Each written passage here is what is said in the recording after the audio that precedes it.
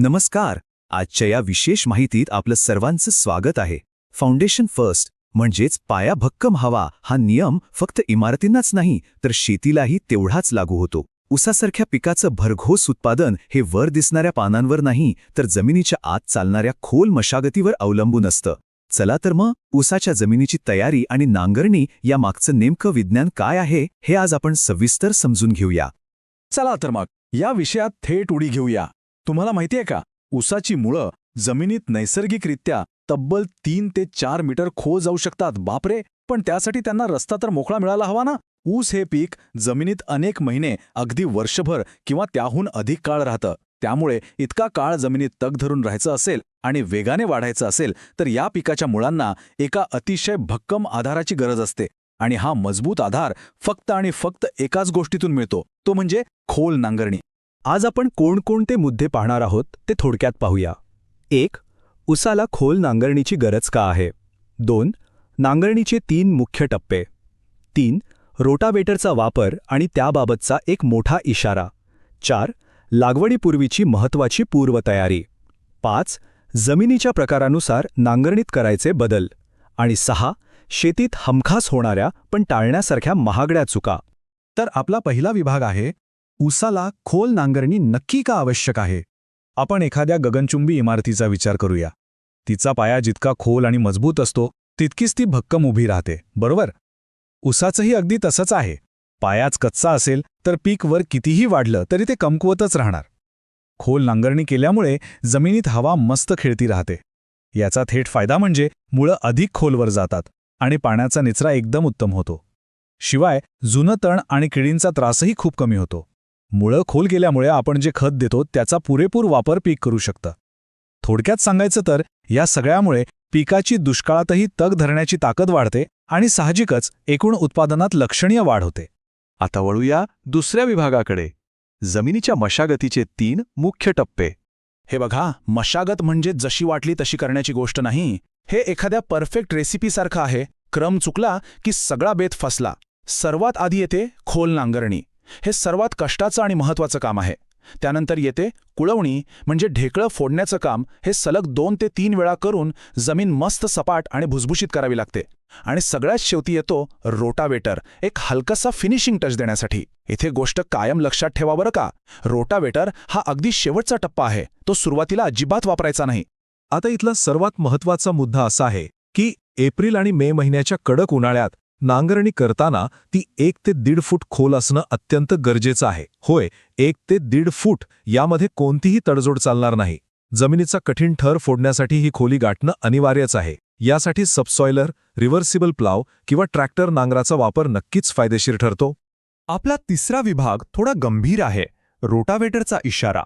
आजकाल काम लवकर उरकण्याच्या नादात आपण अनेक शॉर्टकट निवडतो, पण रोटावेटरच्या बाबतीत हा शॉर्टकट खूप महागात पडू शकतो.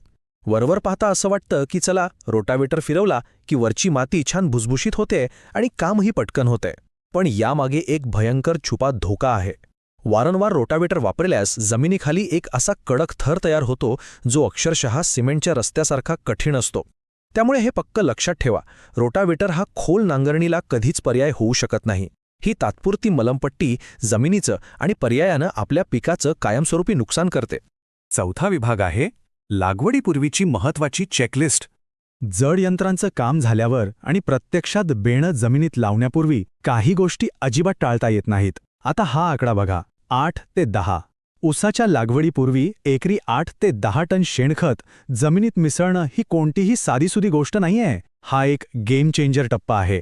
सुपीक आणि दमदार उत्पादनासाठी जमीन तयार करायची असेल तर हे इतकं शेणखत आवश्यकच आहे.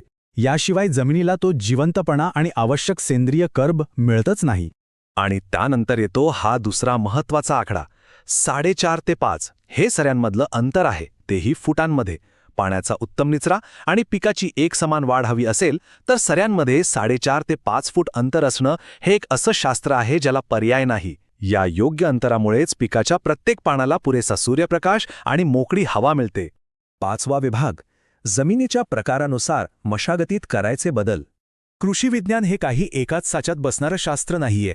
हे उत्तम प्रकारे स्पष्ट करते की प्रत्येक जमिनीचा स्वभाव वेगळा असतो आणि म्हणूनच जमिनीच्या प्रकारानुसार आपली मशागतीची पद्धतही बदलावी लागते. आता काळ्या आणि भारी जमिनीचं उदाहरण घ्या. तिथे खोल नांगरणी आवश्यकच आहे, पण जर जमीन हलकी असेल तर मध्यम खोल नांगरणीही चालून जाते.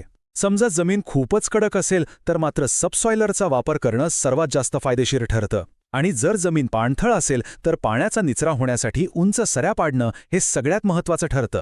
आपल्या शेवटचा आणि 6वा विभाग, शेतीत टाळण्यासारख्या महागड्या चुका. कधीकधी पीक लावण्यापूर्वीच आपण अशा काही चुका करतो ज्या संपूर्ण पिकाचं भवितव्यच धोक्यात आणतात. या चुका कोणत्या? तर फक्त रोटावेटरवरच विसंबून राहणं, खूपच उथळ नांगरणी करणं, जमिनीत ओल असतानाच मशागतीची घाई करणं, शेणखत न टाकताच लागवड करणं किंवा जमिनीचं योग्य सपाटीकरण न करणं. बघा, तात्पुरत्या सोयीसाठी असे शॉर्टकट निवडले तर जमिनीची सुपीकता आणि आपलं भविष्यातलं उत्पादन आपण स्वतःच नष्ट करतोय हे नक्की लक्षात ठेवा. तर मग या शास्त्रशुद्ध मशागतीचा अंतिम फायदा काय मिळतो? तर ऊसाची अतिशय जोमदार आणि निरोगी उगवण, फुटव्यांची अक्षरशः स्फोटक वाढ, पिकाची पाण्यावरील अवलंबून राहण्याची सवय कमी होते आणि आपण दिलेल्या खतांचा 100% परतावा मिळतो. योग्य मशागतीत गुंतवलेला तुमचा वेळ आणि मेहनत असा खात्रीशीर फायदा देऊन जाते. चला तर मग जाता जाता एका महत्त्वाच्या प्रश्नावर आपण सर्वांनी विचार करूया. आपण वापरत असलेले हे आधुनिक आणि सोपे वाटणारे शॉर्टकट्स खरंच आपला फायदा करत आहेत का, की ते आपली जमीन हळूहळू कडक करून आपल्या उद्याच्या उत्पादनावर कायमची मर्यादा आणत आहेत? यावर नक्की विचार करा. विज्ञानाची कास धरून जमिनीचा पाया भक्कम करा. आजच्या या माहितीत आमच्यासोबत सहभागी झाल्याबद्दल खूप खूप धन्यवाद.